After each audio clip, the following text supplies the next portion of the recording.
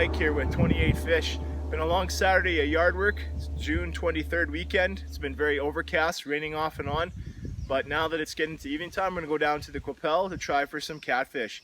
So because all four of us are going down there, we're going to try a variety of baits. I'm going to run a circle hook with a breakaway sinker on a 3-way swivel with a piece of trout. And we're going to try a variety of pickerel rigs with different baits on to see what they'll bite on. Never caught one before. We'll see what we can do. Rocking the Terry Fox here, rocking the Fox, so we'll see what happens. And hopefully we can get you a catfish.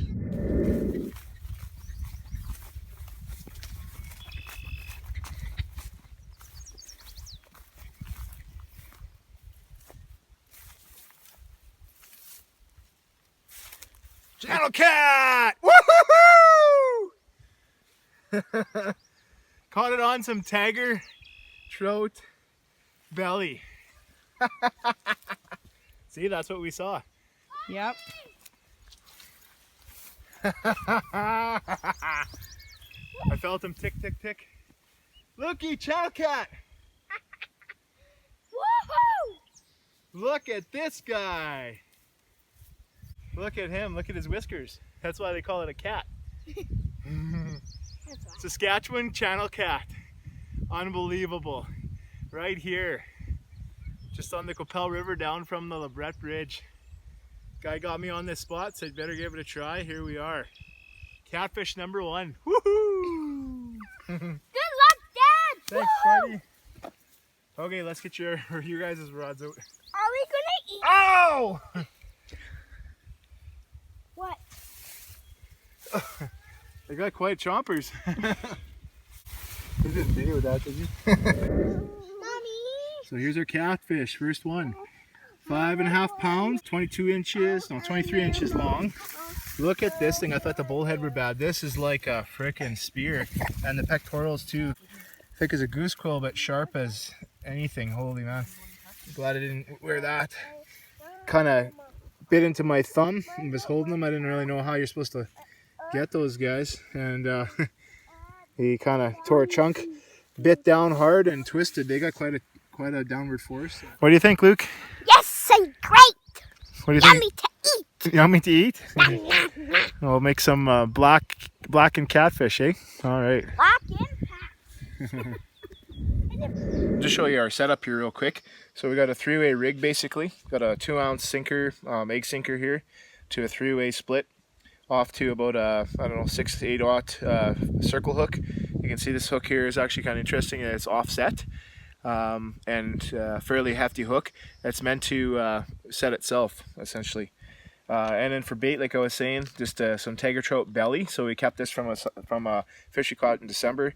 Figured the flash here of the skin, and trout has just the right amount of stank that it would kind of feed off into the water and give the catfish something to smell and something to see kind of flop into the current like this. Worked really well. This stuff has been thawed and unthawed a few times, so definitely the right amount of stank. He's a flippy floppy catfish, Max! He's a flippy floppy catfish! No!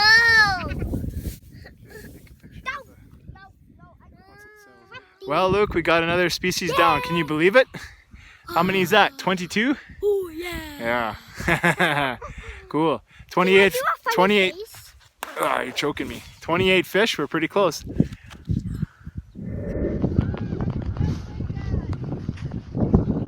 at the size of this cat. Woo! Oh, man. Qu'Appelle River kitty right here. Canada cat, man. This is what we got going on here. Just a monster catfish. That's number 2 for today. Nothing bigger than the other one. Oh, he just ripped his lip. Yeah, look at that, Lukey. Did you catch that, Dad? I caught this one. Can we keep it? Woo! That's a big channel catfish monster. Probably look at this. 12.6 pounds. 30-inch Qu'Appelle River catfish. Saskatchewan, baby. From Canada today. Rod here. This works really well with the bait runner for these catfish. You just throw out the bait, set the tension just heavy enough to hold this weight in the bottom and have a little bit of pull on it.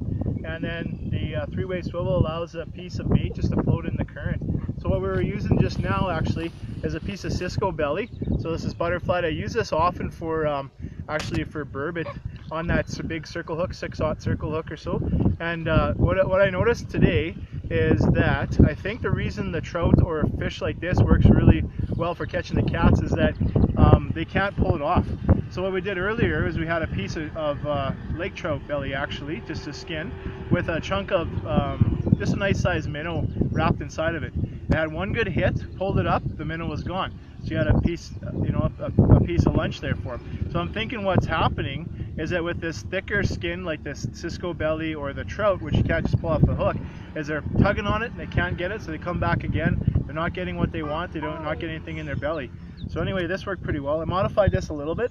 I added this wrap of wire here to kind of extend the leader out, because what I found was happening is that with this breakaway it was wrapping around, and this with this arm out it seemed to help a little bit better. Anyway, it's worked now. We've caught 4 fish, landed 3 of them.